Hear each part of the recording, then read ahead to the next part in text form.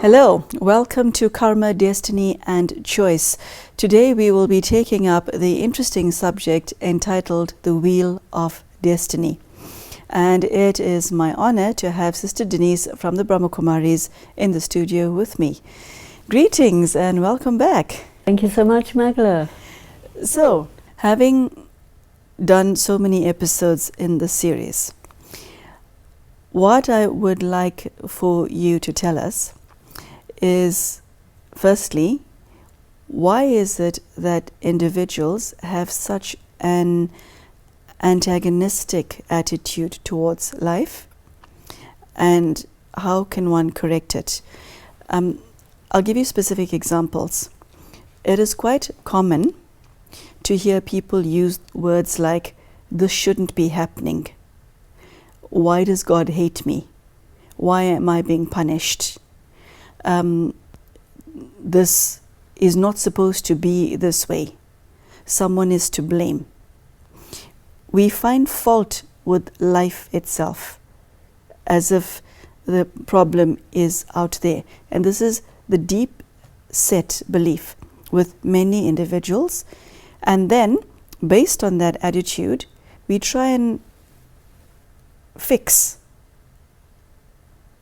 So, take us through why we have these deep-seated beliefs, or shall I say misconceptions, and then we'll go from there. From a psychological angle,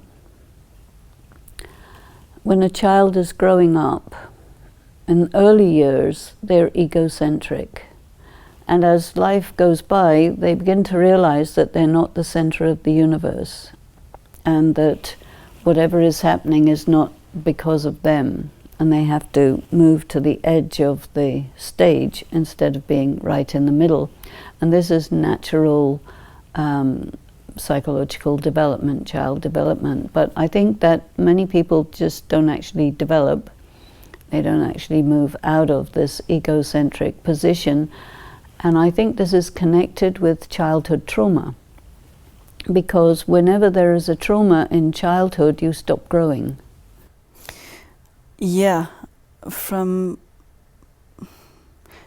way back when, I remember the term to be fixated and at a certain stage of mental and emotional development, to be fixated, which means to be stuck there. Yes, exactly. And I think that these examples that you mentioned are the conditions of people who just got stuck at that level of development, and they never really grew to a point of being able to understand that you are not able to control life or the world or circumstances. You need to be able to understand what's happening, interpret what's happening. You're responsible for how you respond to circumstances, but you cannot control whether it should or shouldn't be happening. You have to arrive at what is happening. You know, there is an expression that I use which I find quite good. It's happening, but it's not happening to me. So very often people think that whatever is happening to them, is directed at them. This is why they would say, "Why is God punishing me?" Or "This is not supposed to be happening. Why is this happening?" And so we need to grow. And when you mature much later in life, it's always harder to mature, but you have to mature. So we need to shift ourselves from this center stage, egocentric, childish position. It's a bit of an ego death that has to happen, because it's a very egotistical position.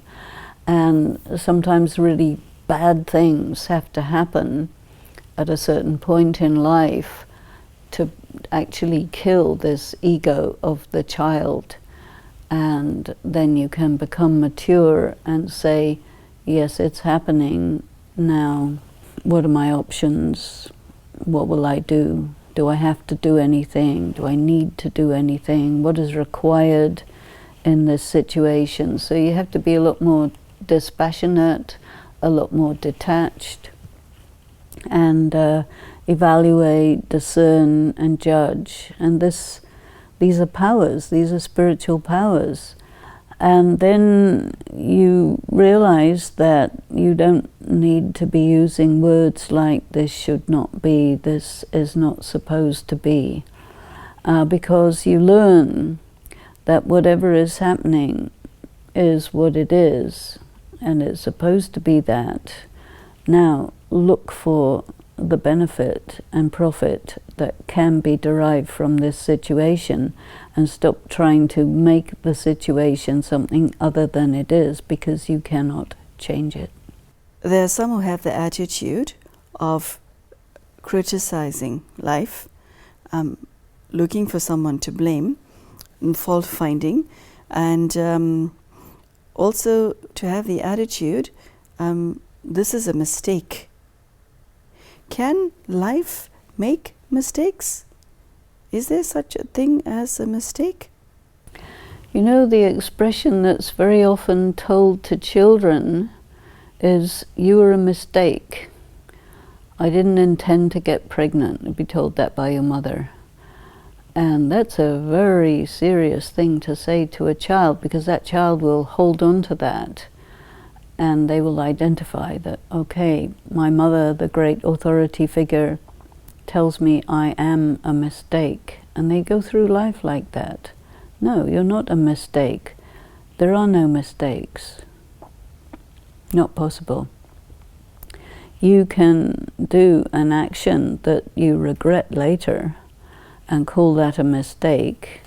In that sense, it was a mistake. No circumstance is incorrect, because if we're looking at this subject, the wheel of destiny, every single thing is predestined, but you do not know what it is until it's past. People try to figure out, okay, what is destined in the future? The future is the result of the seeds you plant in the present. And what causes you to plant this seed or that seed is your trend. What do you mean by that? Well, people do things according to habit patterns.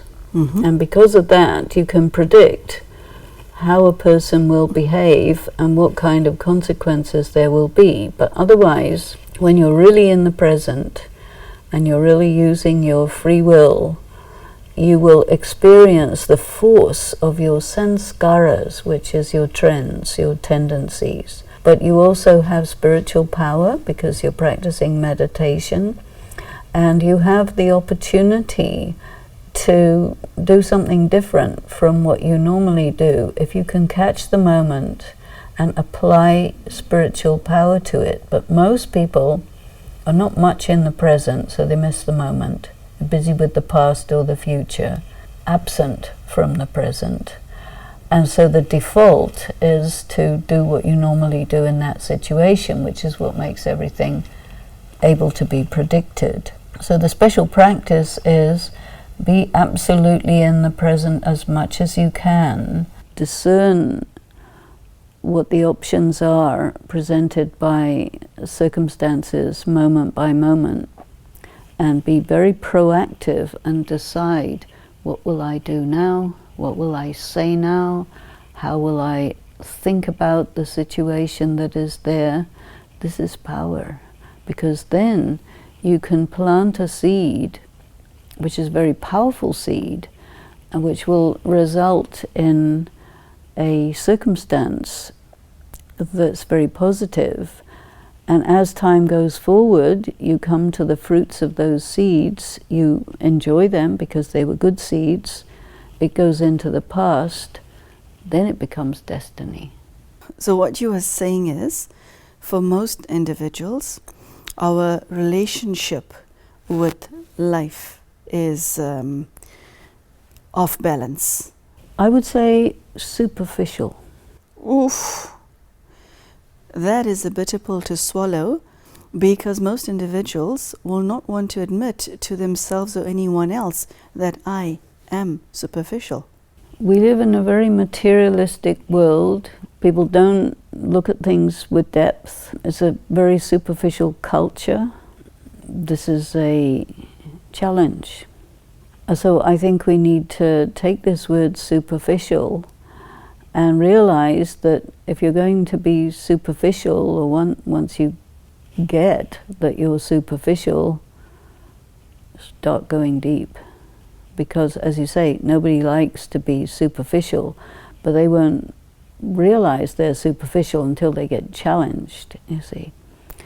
In many ways, this series will challenge people because it's saying things that people don't want to hear, but which are very useful if you do hear it and you do start thinking about it and do something about it.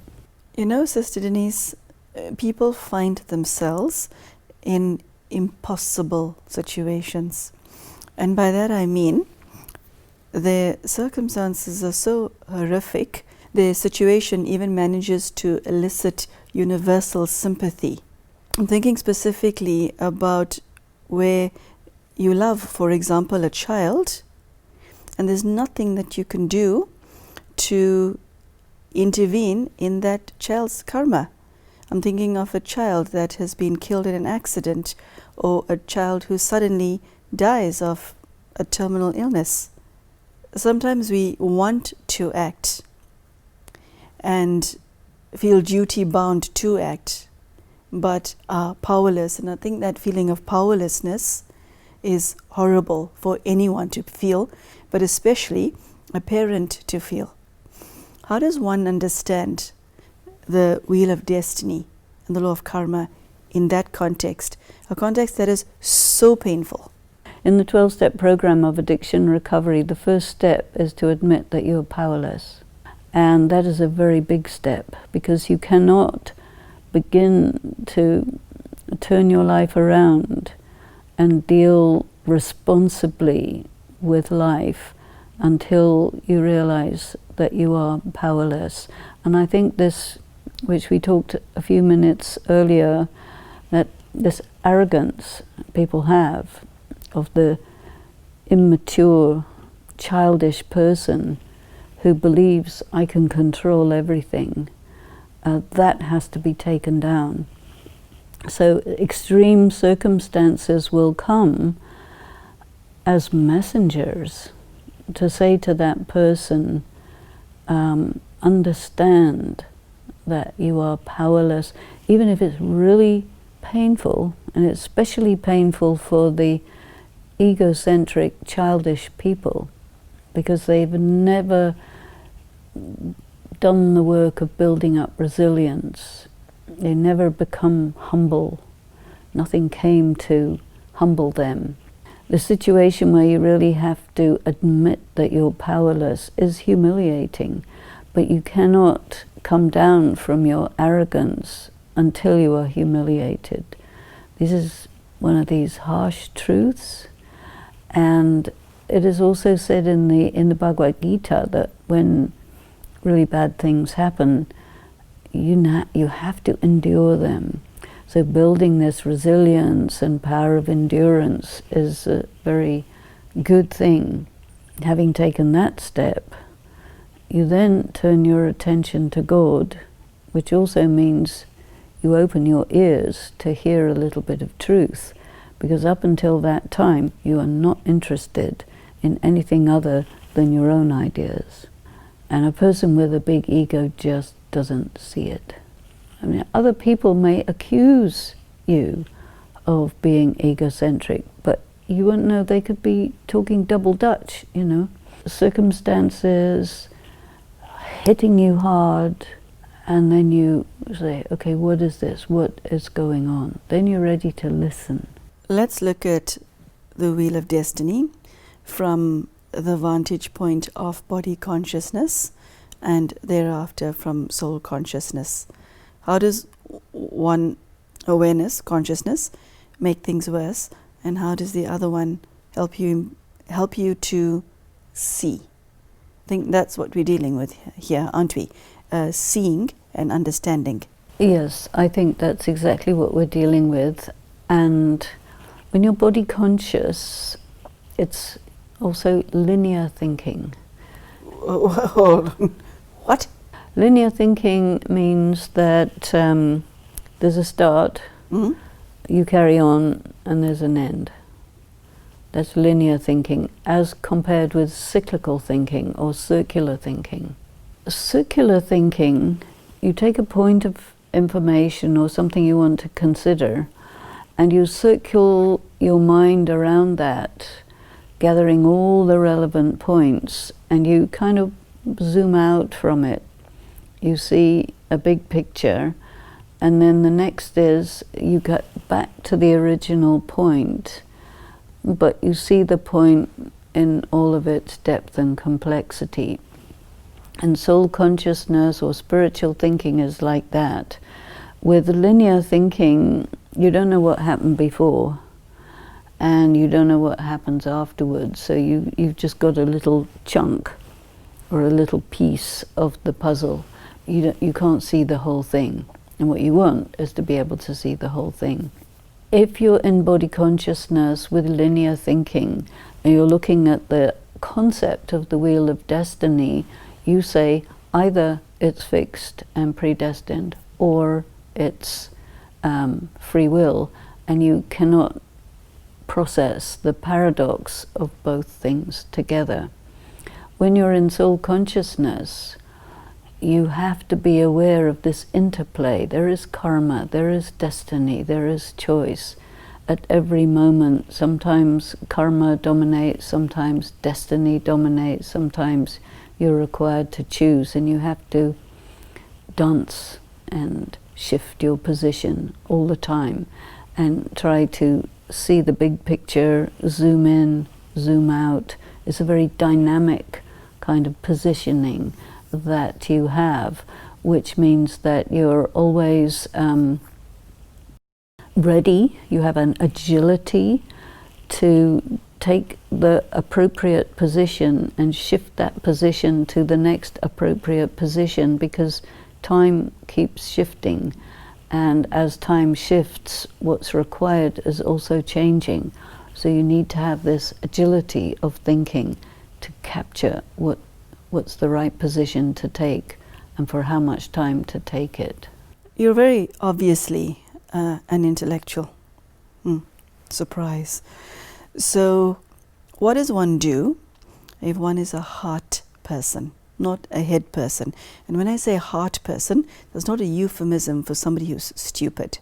There are many individuals all across the globe who are deeply spiritual, but who are not deep thinkers like you obviously are. How do they reach the same conclusion? How do they heal? Somebody may be a deep thinker, they're very interested in processing the ideas, that's one thing. They take those ideas into their feelings, that's another step, and it's a deepening process.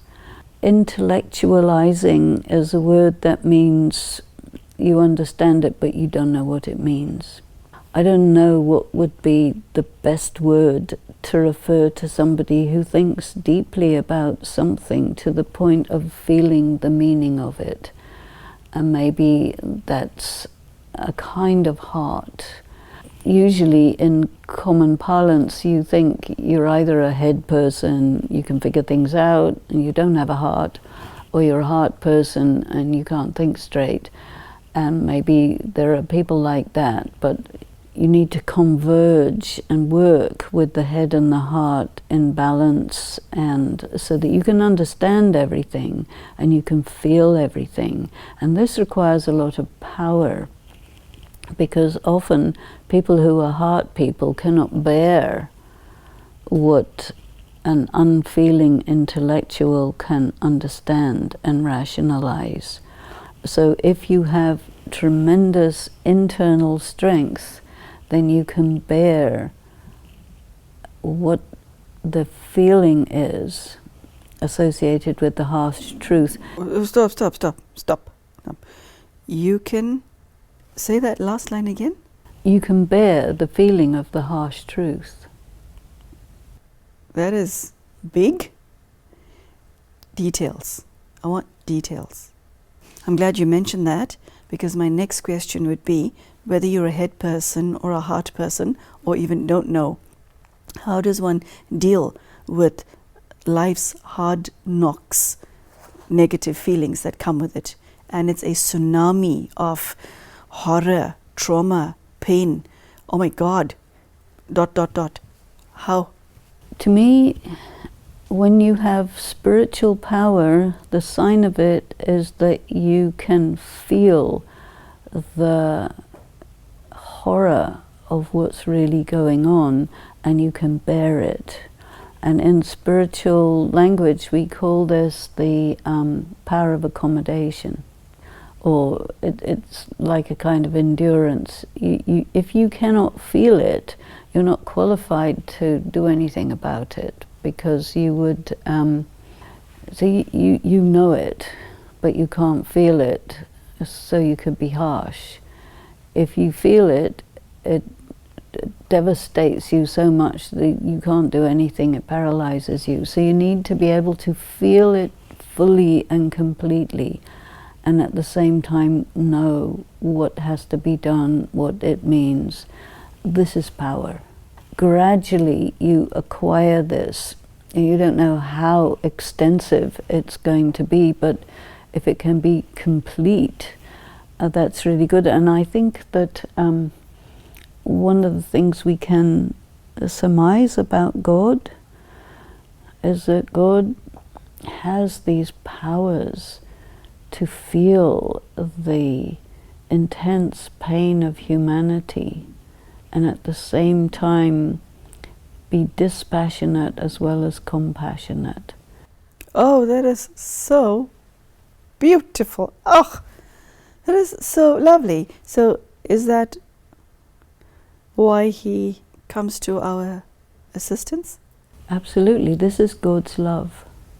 That is so lovely. Sure.